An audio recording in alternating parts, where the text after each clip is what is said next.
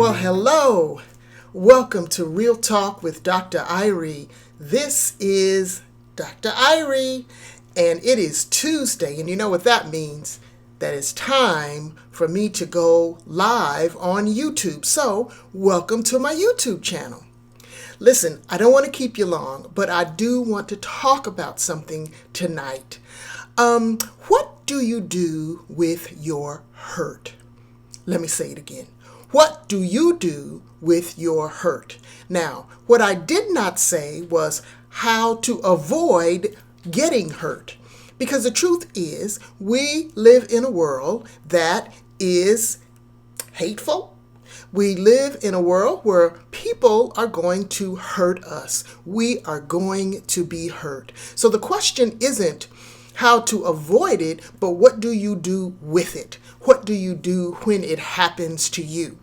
Now listen, there are a variety of ways. There are countless ways that we can be hurt. We can be hurt by people who don't intend to hurt us, right?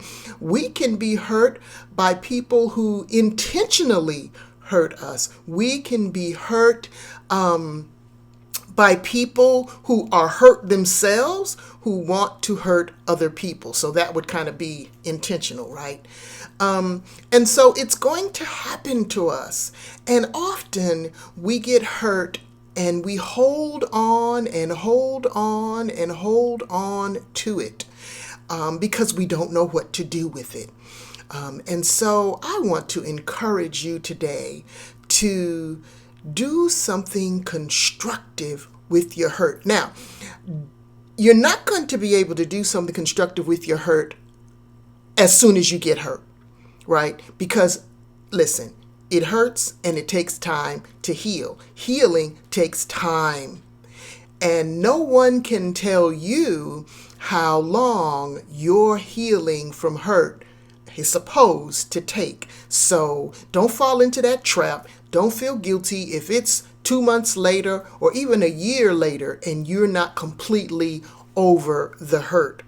I listen to it. I think about it like somebody told me, or either I read something a while back. When you think about like a bell, you know, those bells on top of church buildings and they ring, right? Well, what happens when they stop ringing? When they physically stop ringing, you can still hear the ringing in your ear, right? They've stopped ringing, but you still hear it. That's what happens sometimes to hurt. The incident is over.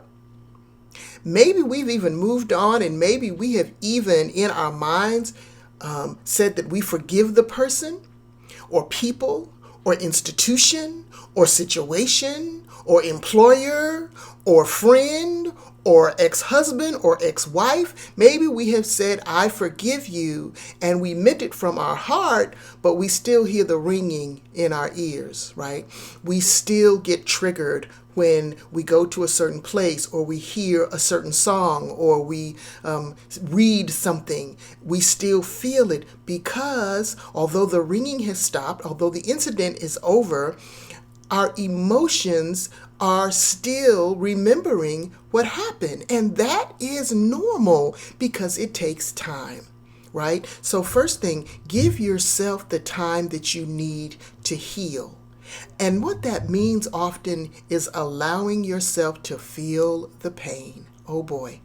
We spend our lives trying to run away from the pain, trying to medicate the pain, trying to do a hop, skip, and a jump around the pain, right? No matter what the precipitating event was that caused us the pain, we want to avoid the pain.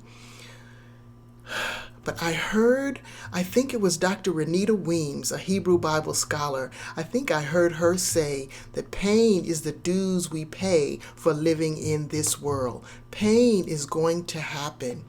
And so we must learn how to allow our bodies, allow our minds to feel the pain, to feel that you were betrayed. That hurts. Don't act like you weren't.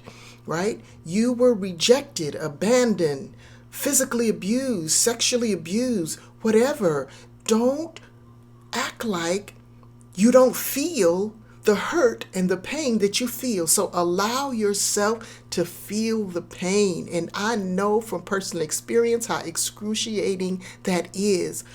What gets me through and what has gotten me through the pain is that I know that it is not going to last forever, because I felt pain lots of times and it always comes to an end. And so that might be able to encourage you. Just, you're feeling the pain, you don't feel like getting out of bed. Sometimes stay your behind in the bed. Don't get out of bed. Let yourself grieve, because you're grieving the loss of something. You're grieving the loss of a relationship. You're grieving the loss of hope. You're grieving the loss of a dream. And so with that may come some temporary depression, right? That you don't feel like, you don't have the energy to do anything. You don't feel like moving or being around people or whatever.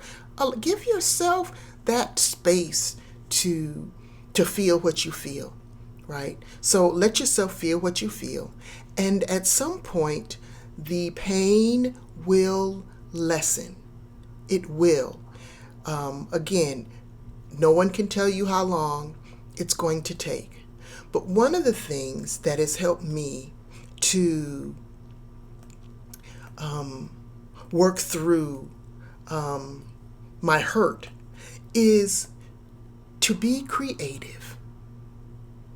To be creative.